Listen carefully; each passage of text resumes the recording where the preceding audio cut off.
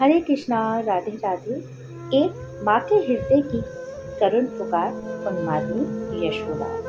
प्रसंग है गोवर्धन पूजन। वैदिक इंद्रिय राग को सत्य संकल्प श्री कृष्ण चंद्र ने गोवर्धन पूजन में परिवर्तित कर दिया। यह परिवर्तन तो हो गया, देवराज का समस्त आक्रोश, सब गर्व उस गिरधारी के सम्मुख गलित हो गया।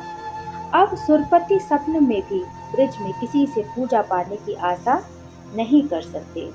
ब्रिज में गोवर्धन पूजन का विधान स्वयं उस घनश्याम ने किया था। अतः गोप प्रतिवर्ष गिरिराज गोवर्धन का पूजन करते हैं। कार्तिक शुक्ल प्रतिपदा को यह पूजन परिक्रमा तो होती ही है। नीलमणि कल आवेगा।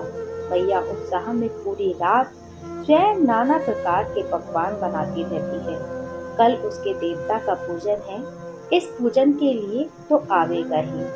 ब्रिज में सभी को यही आशा है। श्याम सुंदर ने ही तो कहा था कि गिरिराज गोवर्धन ब्रिज के देवता हैं। ऐसे देवता जिन्होंने प्रत्यक्ष होकर भोग लगाया, जिन्होंने प्रलय वर्षा से ब्रिज को बचाया और जो बहुत विशाल होने पर, चतुर्भुज होने पर भी श्री कृष्णचंद्र की दूसरी मूर्ति ही लगते हैं। कल उनका पूजन है तो उसमें सम्मिलित होने कृष्णचंद्र को दाव के साथ आना ही चाहिए। ब्रिज में दीप मालिका जलती है, किंतु उत्साह गोवर्धन पूजन में आता है। ब्रिज की लक्ष्मी तो गाय हैं और उनका पूजन गोवर्धन पूजन के साथ होता है। दीप मालिका केवल गोवर्धन पूजन के लिए सामग्री जुटाने बनाने का साधन ब्रिज में बनती हैं। छकड़े जुड़ते हैं, गोपियां श्रृंगार करती हैं, गायों का, ब्राह्मणों का और गिरिराज का भी पूजन होता है। यज्ञ होता है, होता सब है, किंतु एक आतुर प्रतीक्षा के साथ होता है। बार बार सबकी दृष्टि मथुरा के पथ की ओर जाती है। मैया बार बार पूछती है, कोई रथ आ रहा है क्या? नीलमणि आ जाता तो गिरिराज प्रत्यक्ष होकर नैवेद्य स्वीकार कर लेते। मैया एकटक देखती रहती हैं गोवर्धन की ओर। इनको भी उसके करों का नैवेद्य ही प्रिय है। आप नैवेद्य चढ़ावें तो गिरिराज प्रकट हो जाएंगे। गोपियों के अनुरोध में सत्य नहीं है, यह कहने का साहस किसी में है, लेकिन मैया उठाने का साहस ही अपने में नहीं कर पाती। इन करों से कुछ मुख में लेने नीलमणि ही नहीं आया।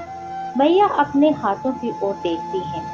कोई देवता इस हद भागनी के भाग्य दग्ध करों से अर्पित पदार्थ कैसे लेगा? मैया का रुदन व्याकुलता बढ़ती जाती है। उसे लगता है कि गिरिराज गोवर्धन के शिखर पर विशाल देह गिरिराज तो प्रकट नहीं हुए, किंतु उसका नन्हा नीलमणि आ बैठा है।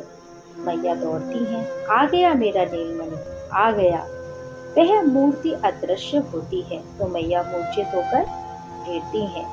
चेतन होते ही ढेरों पदार्थ एक साथ उठाती हैं अर्पण करने के लिए। गोपों ने, गोपियों ने, बालक बालिकाओं ने भी अब एक नवीन नियम बना लिया है। कृष्णचंद्र ने गोवर्धन पूजन कराया था, तब सबने पूजन के पश्चात प्रसाद भोजन किया था। खा पीकर गोपियां, बालक बालिकाएं छकड़ों पर बैठकर परिक्रमा करने निकली थी, लेकिन अब सब पैदल नंगे पैर परिक्रमा करते हैं। सबको आशा रहती है कि कदाचित सायकाल तक श्याम सुंदर आ जाएं। कोई पहले प्रसाद ग्रहण नहीं करना चाहता। कल सायकाल से उपोषित 7 कोस की परिक्रमा से शांत लोग लौटते हैं, किंतु किसी में प्रसाद ग्रहण का उत्साह नहीं है। प्रसाद का सम्मान करना चाहिए, इसलिए मुख में कुछ डालना है। नीलमणि प्रसन्न रहें। मैया आंचल फैलाकर मांगती हैं गिरिराज जी से, वे सुखी रहें। गोपों को, गोपिकाओं को, सबको मांगना तो यही है। सब हाथ फैलाकर कातर स्वर से एकमात्र यही याचना करते हैं। अब यदि इंद्र रुष्ट हो जाएं, अब यदि फिर वैसी ही वर्षा होने लगे। एक ने बहुत सामान्य ढंग से ही यह बात लौटते समय उठाई।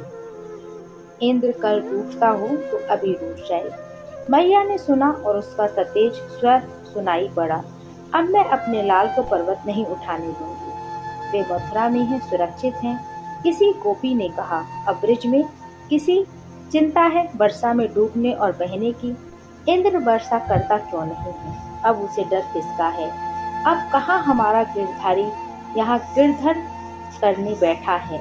इंद्र वर्षा करे या वज्र मारे, ब्रिज में अब कोई उसकी पूजा प्रार्थना नहीं करेगा। गोपों के स्वर में रोष है, जो गायों को वर्षा करके नष्ट करना चाहता था। ब्रिज में उसके प्रति श्रद्धा सम्मान कैसे रह सकता है। सुखी रहे हमारा गोविंद, सबका एक ही स्वर, किंतु मैया निढाल हो रही है। छकड़े में नीलमणि आज भी नहीं आया, नीलमणि आज भी नहीं आया। एक माँ के हृदय की करुण पुकार, उन्मादनी यशोदा। इससे आगे का प्रश्न कल श्रवण करेंगे। तब तक के लिए हरे कृष्ण, राधे राधे।